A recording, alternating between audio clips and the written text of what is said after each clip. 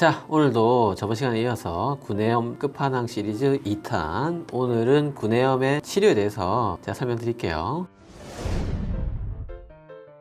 자, 안녕하세요. 운동하는 데까지 닥터입니다. 지난 시간에 구내염이 어떻게 하면 안 생기는지, 구내염의 원인과 유발 요인에 대해서 알아봤고, 오늘은 그런 것을 잘 지켰는데도 불구하고 구내염이 어쩔 수 없이 생겼을 때 어떻게 하면 좀 덜 아프게 지낼 수 있을까, 그 치료 방법에 대해서 설명드릴게요. 자, 먼저 위키피디아 보시면 아프타성 구내염의 치료의 종류가 국소 장벽제, 국소 진통제, 국소 소독제, 국소 스테로이드, 그리고 국소 강한 스테로이드, 그 다음에 전신약물, 그러니까 먹는 약을 말하는 거죠. 이렇게 분류를 할 수가 있고, 무언가 좀 와닿지 않으시죠? 제가 오늘 구내염의 치료 그냥 바로 결론부터 설명을 드릴게요. 자, 구내염 진단 및 치료 지침, 치료 가이드라인. 자, 여기 보세요. 라스 재발성 아프타성 구내염의 병인은 아직 알려지지 않았습니다. 왜 생긴지 잘 모릅니다. 따라서 라스의 치료에는 합의가 없으므로 많은 치료법이 시도되었으며 이중 맹검 무작위 통제를 받는 환자는 거의 없습니다. 치료에 대해서 제대로 된 논문이 없다는 뜻이에요. 자, 그래서 라스의 치료의 목적은 증상을 감소시키는 것입니다. 궤양수와 크기를 줄이십시오. 질병이 없는 기간을 늘리십시오. 자, 그래서 치료의 목표를 정확하게 알아야 돼요. 완치가 아니에요. 재발성 아프타성 구내염은 완치 방법이 없습니다. 완치가 되는 사람도 있어요. 이 얘기를 잘 이해하셔야 됩니다. 자기가 뭐 어떤 비타민을 먹고 나왔다, 어떤 걸 바르니까 뭐 다시는 안 생겼다, 이런 얘기가 그 사람한테는 정답이 될 수 있어요. 하지만 그 얘기를 모든 환자에게 적용할 수는 없습니다. 그래서 통증을 줄이고 궤양의 크기와 개수를 줄이고 궤양의 치료 시기를 줄이고, 그리고 궤양이 없는 기간을 늘리는, 그것이 치료의 목표입니다. 완치가 아니에요.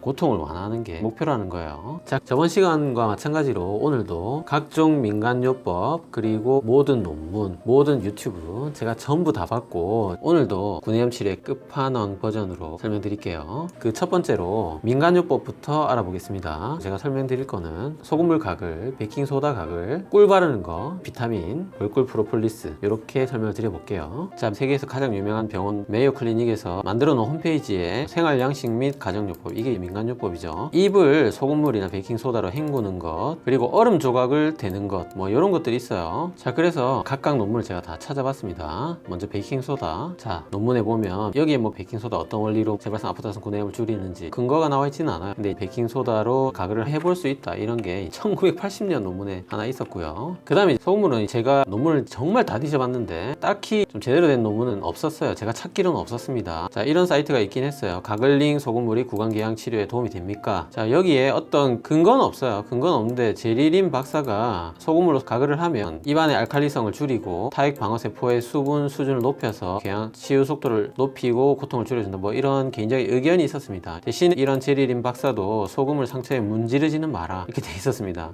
뭐 설마 문지르신 분은 없겠죠. 그래서 소금물하고 베이킹소다 가글은 요즘에 정말 많은 좋은 가글들이 나와 있습니다. 이런 가글들이 개발되기 전에 사용해 볼 수 있는 민간요법이라고 할 수 있어요. 그리고 제가 둘 다 충분히 해봤습니다. 저한테는 일단 전혀 효과가 없었습니다. 자, 그 다음에 꿀. 먹는 게 아니에요. 꿀을 상처에 발랐을 때 이러한 구내염이 빨리 낫는지, 꿀을 94명의 환자에게 발랐더니 궤양 크기와 통증, 그리고 붉은 정도가 좋아졌다, 부작용도 없었다, 이런 논문이 있긴 있었습니다. 이러한 논문들은 전부 다 이중맹검법이 제대로 되지 않았고 잘 설계된 랜더마이즈 컨트롤 트라이얼이 아니기 때문에 100% 다 신뢰할 수는 없어요. 그래서 꿀을 발랐을 때 조금 효과가 있었다는 논문이 있었습니다. 하지만 이것도 제가 발라봤을 때 저 개인적으로는 큰 효과는 없었습니다. 그 다음에 요즘에 굉장히 나름 한국에서 핫한 물질 있죠. 자, 벌꿀 프로폴리스 찾다 보니까 벌꿀 프로폴리스 하나만이 아니고 아프타성 구내염의 치료에 관련된 모든 논문을 다 정리해 놓은 그런 리뷰 논문이 있더라고요. 자, 보시면 6년간의 재발성 아프타성 구내염에 관련된 모든 논문을 다 뒤져본 그런 연구가 있었어요. 그래서 좀 제대로 된 논문 43개를 여기서 건져냈고, 여기서 효과가 없는 것으로 증명이 된 게 10가지, 약간의 효과라도 있었던 게 33가지 있었고, 효과가 없는 것으로 완전히 판정이 된 물질들 10가지가 이렇게 논문에 나와 있어요. 그리고 국소치료, 그러니까 바르는 치료가 효과가 있었다는 게 23가지 논문이 있었고, 여기 보면 레이저 치료가 있어요. 이런 레이저가 확실히 통증을 즉시 없이 줄여줬다, 이런 연구들이 3개나 있습니다. 자, 그래서 우리나라 치과 논문에 보면 이산화탄소 레이저로 이렇게 구강 궤양을 지져서 치료를 한 이런 논문도 있었어요. 그 다음에 먹었을 때 전신 치료에서 효과를 일부라도 보였다는 논문이 10가지 또 있었어요. 여기 보시면 벌꿀 프로폴리스가 나와요. 여기서 제가 이 10가지 논문을 파워포인트로 정리를 했습니다. 뭐 낙타 가시 증류액 이런 것도 있죠. 벌꿀 프로폴리스를 먹으면서 6에서 13개월을 관찰을 했을 때 발병 건수가 50% 이상 감소하고 삶의 질이 개선됐다는 이런 연구가 있긴 했는데, 이게 환자 자체 보고인데다가 표본이 너무 적고 기준선이 불확실하며 삶의 질 데이터가 표준화되었는지 불확실하기 때문에 이런 논문도 있긴 한데 이거를 100% 공고할 수는 없다고 정리를 하시면 됩니다. 그 다음에 비타민은 지난 시간에 다 말씀드렸죠. 비타민 B12와 엽산, 철분 이 3가지가 부족할 때 구내염을 일으킬 수 있는 가장 유력한 물질로 생각이 됐는데, 그 3가지를 보충을 했을 때 구내염이 좋아질 확률이 0에서 40% 정도라고 말씀을 드렸어요. 그리고 이러한 비타민 B12와 엽산, 철분 이 3가지가 공통적으로 많이 들어있는 게 고기라고 제가 말씀을 드렸습니다. 그리고 비타민 영양제를 따로 복용했을 때 구내염이 다시는 재발하지 않는다면 그분에 한해서는 비타민 복용을 꾸준히 섭취하는 것을 권해드립니다. 자, 그 다음에 한약에 대해서 알아볼 텐데, 제가 한의사가 아니기 때문에 말하는 것이 살짝 부담스럽긴 합니다. 하지만 최대한 객관적으로 문헌에 나온 내용만 제가 쭉 한번 읽어드릴게요. 한약 치료도 크게 2가지가 있겠죠. 먹는 한약, 즉 전신요법이 있고, 약초를 바르는 또 국소 치료로 나눌 수 있어요. 국소요법. 자, 중국에서 재발성 아프타성 구내염에 대한 논문 2953개를 분석을 했을 때 한약, 약초로 국소 치료를 한 논문이 총 12개 있었고, 이 중에서 8개는 중국 한약, 4개는 이란 약초였어요. 자, 그랬을 때 이 논문들이 제대로 낸 논문인지 그런 걸 나타내는 표고요, 이게. 자, 그래서 우리는 결론만 보면 되죠. 자, 결론. 천연 한약의 국소 효과에 대해서 알아보니까 부작용이 몇 가지 보고가 됐지만 좋아졌다는 약한 증거가 있습니다. 하지만 이 논문들이 임상시험의 한계와 방법론적인 것을 생각해 봤을 때 어떤 결정적인 결론을 도출할 수는 없었습니다. 그래서 약간 효과 있는 것들도 있었는데 좀 더 잘 설계된 연구가 필요하다, 이런 결론입니다. 그 다음에 우리나라에서 한약을 먹어서 구내염을 치료했다는 이런 논문도 있어요. 재발성 아프타스 구내염 환자에서 가미, 육미, 지황탕의 효과가, 자, 환자 10명을 대상으로 했을 때 결론적으로 단기적으로 구내염의 크기와 개수의 감소, 통증의 완화, 환자들의 삶의 질이 향상됐다, 이런 연구가 있어요. 그래서 이런 먹는 한약도 있다는 거. 자,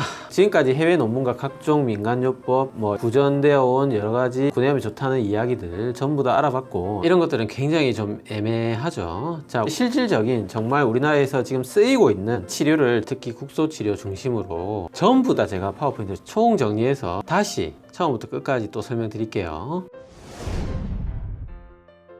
자, 딱 하나만 짧게 설명드리고 넘어갈게요. GV라는 약이 있어요. 젠티안 바이올렛이라고 해서 병원에서 발라주는 입이 보라색으로 물드는 그런 약이 있는데, 이 약은 완벽하게 유해성이 입증이 돼서 병원에서는 퇴출이 됐습니다. 사실 저도 어릴 때 병원 가면 이거 완전히 시퍼렇게 보라색으로 쭉 바르고 나온 경험이 있는데 효과가 굉장히 좋았는데 이게 유해성이 있었다고 해요. 자, 이게 우리나라에서 사용해 볼 수 있는 여러 가지 치료제 목록이고, 여기 비타민제 빼면 전부 국소 치료제들이에요. 자, 여기 제가 이 위에 있는 6가지의 약을 가장 권유를 드려요. 자, 하나씩 볼게요. 첫 번째 오라메디 연고, 그리고 아비나 연고. 이거는 이제 연고 제제고 약한 스테로이드예요. 여기서 저는 오라메디를 발라봤고, 오라메디 모르시는 분들 없죠. 이게 약한 스테로이드이긴 하지만 사실 효과는 확실해요. 요즘에 나오는 오라메디는 잘 붙어 있더라고요. 하지만 아무리 그래도 이게 연고 제제이기 때문에 100% 딱 붙어 있을 수가 없어요. 어쩔 수 없이 떨어집니다. 그래서 낮에 바르는 거는 무리가 있고 자기 전에 바르긴 하는데, 자, 요렇게 보시면 여기 이런 데는 어디를 붙여도 사실 다 녹습니다. 그래서 제 나름대로 여러 군데 발라본 결과 여기 혀 밑에 요런 데는 거의 확실히 안 씻겨 내려가더라고요. 왜냐하면 혀 밑과 입 바닥이 딱 붙어가지고 여기는 입을 움직여도 웬만하면 쓸려가지 않더라고요. 그래서 요런 데 가장 효과적이다. 그런데 제가 사실 굉장히 예민해서 자다가 한두 시간 간격으로 깨는데, 제가 깨서 오라메디가 잘 붙어있나 입안에 확인해보면 평균적으로 2시간 정도 지나면 없어지더라고요. 낮에는 뭐 5분 만에 없어지고 밤에 바르더라도 저한테는 2시간이 평균이었습니다. 그래도 혓바닥 아랫부분에는 나름 오래 붙어있다는 거, 이게 피부에 양보가 안 돼요. 그 다음에 페리덱스라고 똑같은 스테로이드 연고인데, 요게 오라메디는 트리암시놀론이고 페리덱스는 좀 더 강한 스테로이드예요. 그래서 이거도 제가 해보니까 오라메디보다 좀 더 잘 붙는 느낌도 있었어요. 하지만 이거 아무리 잘 붙어도 역시 연고이기 때문에 낮에는 바르기가 힘들고, 것이고, 그 다음에 이 스테로이드가 너무 강하기 때문에 환자분들도 그렇지만 의사들도 무언가 이게 스테로이드를 세게 쓰는 것을 막연한 부작용에 대한 두려움이 있어요. 그래서 이게 결국에는 안 듣게 될 거라든지 스테로이드로 인한 여러 가지 부작용이 생긴다든지 이게 좀 걱정이 될 수가 있습니다. 그래서 개인적인 선택인데 저한테는 페이덱스보다는 오라메디를 선호하긴 해요. 하지만 페이덱스가 훨씬 강하기 때문에 오라메디 발라도 잘 안 낫는다, 그럴 때 페이덱스를 한번 써볼 수 있습니다.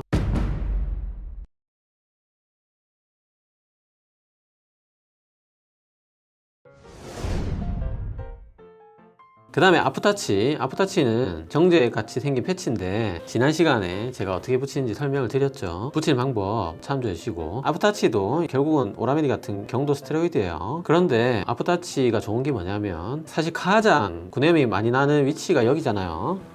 여기 많이 나시죠. 여기에 잘 때 붙이면 여기 이와 입술이 잘 때는 고정이 돼 있기 때문에 거의 100% 제가 이 부위에는 여태까지 자고 일어났을 때 쓸려간 적이 없어요. 거의 뭐 8시간 이상 붙어 있습니다. 그래서 가장 많이 나는 부위인 입술 안쪽 점막에 붙이면 확실하게 붙어 있다. 그래서 거의 하루 붙이면 50% 이상 낫고 이틀 연달아 붙이면 거의 95% 이상, 그러니까 하루 이틀 만에 낫는 축복의 약이에요. 자, 어떤 분이 그러던데 아프타치하고 다이쇼 구내염 패치를 개발한 사람은 노벨 의학상이 아니라 노벨 평화상을 줘야 된다, 이런 얘기를 본 적이 있어요. 동의합니다. 대신에 이런 아프타치도 또 단점이 있죠. 자, 이런 데는 굉장히 잘 안 붙어요. 이하고 딱 맞물려서 참 붙이기 애매한 곳이고, 이런 데는 붙이면 대개는 떨어지고요. 그 다음에 이런 혀 밑에도 이게 모양이 이렇게 균일한 부분에 잘 붙는데 이렇게 막 고저가 있는 이런 부분에는 안 붙어요, 이게. 그래서 이런 부분에는 오라메디를 바를 수밖에 없다. 그리고 저번 시간에 설명드렸듯이 혀 옆면 이런데 굉장히 잘 안 붙습니다. 그리고 이 아프타치도 사실 이름이 패치지만 아무리 잘 붙어 있어도 약간 딱딱한 오라메디일 뿐이에요. 그래서 살살 녹아버려요. 그런 단점이 또 있습니다. 자, 네 번째 다이쇼 구내염 패치. 자, 이거는 아프타치하고 다르게 완전히 필름이 형성이 돼서 입이 움직여도 녹지 않는, 그래서 완벽하게 딱 붙어 있는 그런 약이고, 원리는 스테로이드가 아니고 소염작용을 하는 이런 물질의 생약이라고 해요. 그래서 또 완벽하게 안 녹기 때문에 필름 보호막을 형성해서 입이 움직일 때 통증을 줄여주는 그런 역할을 하는데, 그래서 이거는 밤에 잘 때 붙이기보다는 낮에 붙이고 있으면 이게 딱 붙어 있다고 해요. 그런 용도로 사용해 볼 수 있는 패치가 되겠고, 단점이 뭐냐면 이게 해외 판매예요. 제가 저번 시간에 일본의 구내염 패치가 다이땡 같은 마트에 살 수 있다고 설명드렸는데 다시 검색을 해보니까 국내 다이소가 아니고 일본 다이소 또는 드럭스토어 이런 데서 구입을 할 수가 있다고 합니다. 그래서 한국에서 구하기 좀 어렵다는 단점이 있고,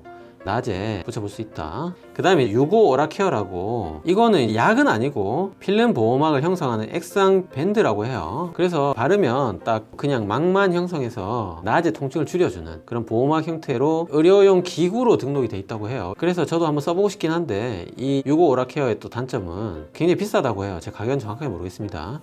그 다음에 알보칠, 악마의 약이죠. 자, 제형이 농축액으로 되어 있고요. 저번 시간에 설명드렸듯이 5배 희석해서 쓰셔야 됩니다. 근데 제가 알아보니까 그 통증을 견딜 수 있는 견딜 수 있는 분들은 원액을 발라도 크게 문제는 없다고 합니다. 자, 원리는 살균 소염이고요. 단점이 있죠. 뭐 모든 분들이 알고 있죠. 극심한 고통, 인두고문의 고통을 느꼈다는 분도 있고요. 뭐 10초간 잠시 기억을 잃었다는 이런 분도 있었어요. 자, 이런 알보칠에 여러 가지 잘 몰랐던 상식들이 5가지 있는데 저번 시간에 말씀드렸듯이 희석해서 써야 되고요. 그 다음에 이게 굉장히 강산이기 때문에 치아에 닿으면 치아가 부식이 올 수 있다고 해요. 그 다음에 의류나 가방에도 손상을 줄 정도로 이게 강산이라고 합니다. 도대체 그런 독극물 입에 바르면 얼마나 아프겠어요. 그리고 또 이런 알보칠을 어떤 환자분께서 임의로 입술에 발라서 화학 화상을 입었다는 논문이 있었어요. 절대로 입술에 알보칠 바르시면 안 됩니다. 자, 이런 알보칠은 앞에서 설명드렸던 이런 부위는 오라메디나 아프타치를 붙일 수가 없어요. 자, 이런 장소에 차선으로 발라볼 수 있는 그런 약이 되겠습니다. 자, 이런 알보칠을 병원에 가면 무지막지하게 이렇게 발라주는데 그래도 발라야 되긴 하잖아요. 그런데 이거 하나 바르려고 병원에 가는 게 좀 낭비 같은 생각이 들긴 해요. 그래서 집에 보호자가 있다면 집에서도 알보칠을 병원에 안 오고 목구멍 깊숙이 바를 수가 있습니다. 제가 설명드릴게요. 자, 병원에 가면 의사가 이런 서랍자하고 라이트를 이용해서 이런 식으로 목을 보면서 안에 이렇게 알보칠을 찍어 발라드리죠. 그런데 이 서랍자는 숟가락으로 대체를 할 수가 있어요. 자, 이렇게 보호자가 숟가락이 이렇게 앞에 머리가 있으면 이 숟가락 머리 쪽을 잡고 환자의 혀를 눌러주고, 이 후레쉬는 핸드폰 손전등으로 대체를 할 수가 있어요. 이러한 긴 면봉은 약국에서 따로 살 수가 있습니다. 그래서 이 면봉으로 숟가락 누르면서 이렇게 찍어 바르시면 돼요. 그 다음에 밑에 있는 약들은 제가 안 써본 약들이 많아요. 자, 터치메드 연고라고, 이거는 오라메디나 아비나 페리덱스 같은 스테로이드 연고가 아니고 살균 소염 작용을 하는 생약이라고 해요. 이런 성분들이 들어있다고 합니다. 근데 제가 발라보진 않았는데 굉장히 잘 붙어 있다고 해요. 그 다음에 에드먹이란 또 연고가 있고, 요거는 외국 제품이고 역시 소염 진통 효과의 연고인데 단점이 좀 비싸다고 해요. 그리고 에르드릴이라는 가글이 있다고 해요. 이거 살균 소염 가글인데 역시 이것도 우리나라에서 직접 구할 수는 없고 해외 판매 직구를 통해서 사야 되는데 굉장히 비싸다고 합니다. 효과가 좋다고 하는 그런 블로그도 있었어요. 에르드릴 대신에 우리나라에서는 헥사메딘이라는 가글을 써볼 수가 있습니다. 아프니벤큐 가글은 굉장히 뭐랄까 공격적으로 광고하는 제품인데 이거는 특별한 성분이 아니고 말 그대로 그냥 소염 진통제 가글입니다. 제가 이거 몇 번 써봤는데 제 개인적으로는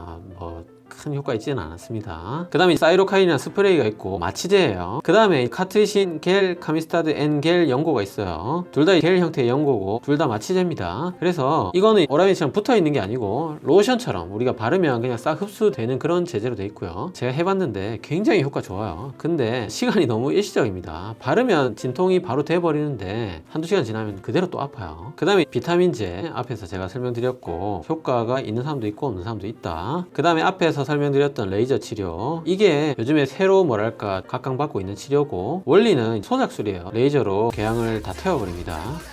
그래서 효과는 확실하다고 합니다. 하지만 이거 뭐 레이저 치료니까 병원도 당연히 방문해야 되고, 그 다음에 제가 비용은 정확하게 모르겠지만 아무래도 비용이 좀 나오겠죠. 자, 이렇게 우리나라에 나와 있는 구내염의 치료에 대해서 총 정리를 해서 처음부터 끝까지 한번 다 살펴봤고요. 굉장히 뭐랄까 오늘 제 영상이 뭔가 분류가 없고 좀 뭔가 정신없는 전개가 많았죠. 그런 이유가 이 구내염 치료가 명확한 게 없기 때문입니다. 굉장히 복잡한데 제가 딱 기억해야 될 구내염의 치료, 오늘의 결론을 4가지로 딱 정리를 해드릴게요.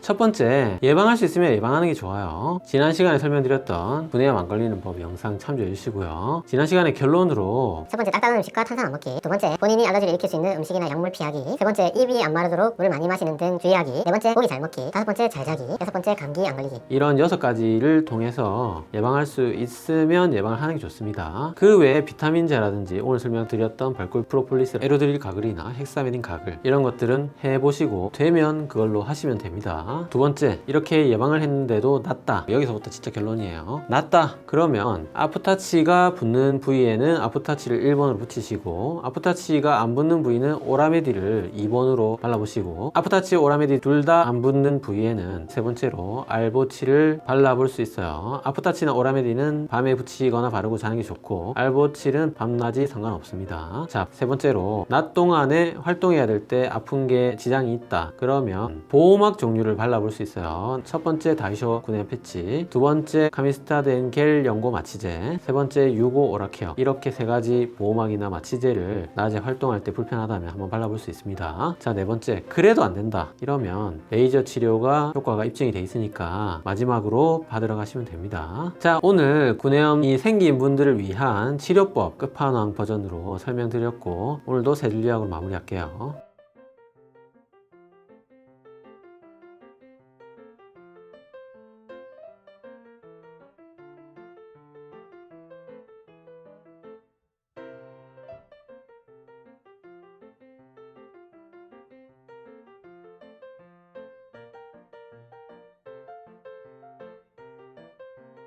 자, 오늘 영상 도움이 되셨나요? 도움이 되셨다면 구독은 여기, 관련 영상은 여기 봐주세요.